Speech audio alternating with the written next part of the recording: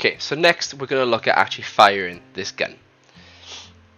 So let's go to our Jedi. Now the first thing we need to do, we need to look at what we're holding. So what I'm going to do, I'm going to first add this bit of code here and here. So pull held weapon. I'm going to set the held weapon. Now in the event that we pick up the blaster, we're going to set held weapon to blaster. Copy that and paste it above, and we're going to do the same thing just for lightsaber. So held weapon is going to be saber. This is going to come in handy for what we're going to do next. So every time we pick up this weapon, it's going to say, well, I say every time, but when we pick up the weapon, it's going to say we're holding the blaster. If we do it for the lightsaber, it's going to say, right, we're holding the lightsaber. So it's tracking what we're holding. So let's take a look. If we go up to our swing / attack, we're going to set it so we're holding the lightsaber before we can do it, and the same for the gun. So let's take a little look. So we're going to put it here. We're going to add, we're going to pull in held weapon. So get held weapon. I'm going to check that this is equal to saber. And if this is equal to saber, let's add a pin in, plug it in here. So we've got 3 conditions of us holding or attacking with a lightsaber now. So the saber has to be on. We have to be holding the saber. We must have picked up the saber, and the held weapon must also be the saber. Realistically, later on we'll be able to get rid of this one and just use these 2. Okay, and that should now work for the lightsaber. I think what I'll do just for now, I'm going to get rid of this box because this is going to need a little bit more room. Let's pull this down. So that's the code for if we're holding a lightsaber. So if we're not holding a lightsaber, that means maybe we're holding a pistol. So we're going to pull this down and have another branch. So in this case, we're going to check if we're holding and have a weapon. So let's get held weapon. Get held weapon. We'll do equals again. And this time, if is equal to blaster. So we're holding the blaster. Yes, we can use it. Here we go. So we need to spawn a bullet, and we need a location to spawn it from. So let's start with the location. Let's go to the viewport. I'm going to quickly turn my blaster visible so I can see where the barrel is. Now, just like last time, click on the camera, add component, and add a scene. We're going to add a scene, and we're going to call this blaster source. Blaster source, and let's pull this across, and let's put this in the location where our bullet would fire from. Now, just like last time, if I put this blaster shot right in front of the barrel, what's going to happen is the blaster bolt itself is going to hit my character and probably damage myself before anything else. So let's pull it a good bit in front, around about there. That's where we're going to fire from. Okay, compile. Now we need something to fire. Realistically, we could use the bullet that the droid is firing. That should work because it's programmed to hit the droid. But I'd like a different color. So what I'm going to do, I'm going to minimize this. Let's go to our blueprints.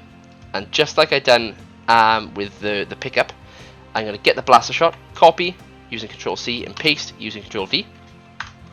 And I'm going to rename that to Jedi Blaster Shot. I'm going to open that up. And I can keep the code the same, really. It's all done for me. It can hurt a Jedi, which may be a little bit of an issue, but we'll find out now. So I'm going to keep it the way it is. The only thing I'm going to change, I'm going to go to the viewport, and I'm going to change the material from blaster glow to something I made earlier, which is blue glow. Now, if you don't have a material that you like for this, you can keep it the same color, or you can go ahead and change one. So just pause the video, make the material, set the material to the one I want, the one that you want, and I'm going to continue here. So I'm going to go back to my Jedi blueprint, and in the event graph, I'm going to say if true, spawn, actually let's say do once, and I'm going to say spawn actor from class. Now of course the actor is going to be Jedi blaster shot there, and where do I want this to spawn? I want it to spawn at the blaster source, so pull that in, pull this back, I'm going to say get world transform and plug it in. Here we go. So let's double check this a second. So I should be able to shoot once I've picked up this gun. So pick up the gun and click. Perfect, I've been able to fire once. Now I had to do once on, so I can't fire again, but that's working. Now you'll notice that when I played that I'm holding the gun, but that's only because I turned it visible. If I click I can't fire, because naturally this should be invisible. Pick it up, there we go, working. So let's go back to our Jedi. Here we go. I'm going to go to the viewport. I'm going to turn this invisible because now I know this is working. So down to rendering, turn it off. And let's go to our event graph again. Now, how often do I want to shoot?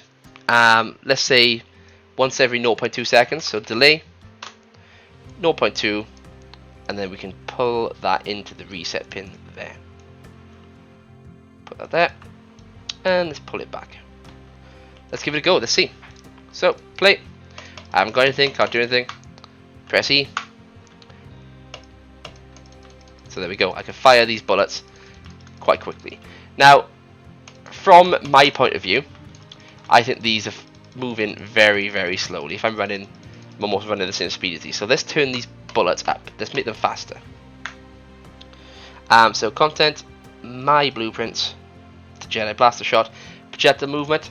Let's see where they're at. They're at 1,500. Let's set them to 4,000. Let's see how fast that is. 4,000. Let's give it a go. Pick it up. Much better.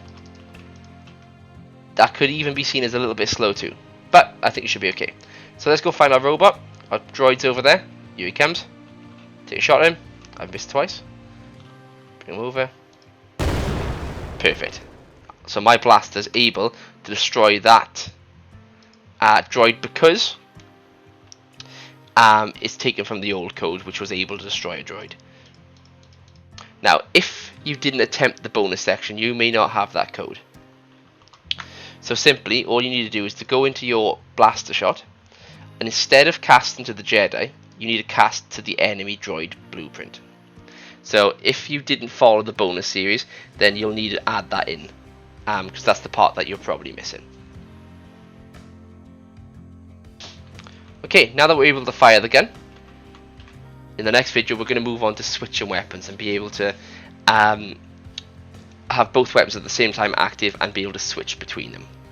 But before we move on to that, can you make sure that you're able to still pick up this weapon and more importantly fire your blaster? Now if it's firing too quickly, you can turn that 0.2 down, up or down depending on what kind of gun you're using. If that isn't working, of course, go back to the video, double check that you followed everything correctly and make sure that your code is working as it should be.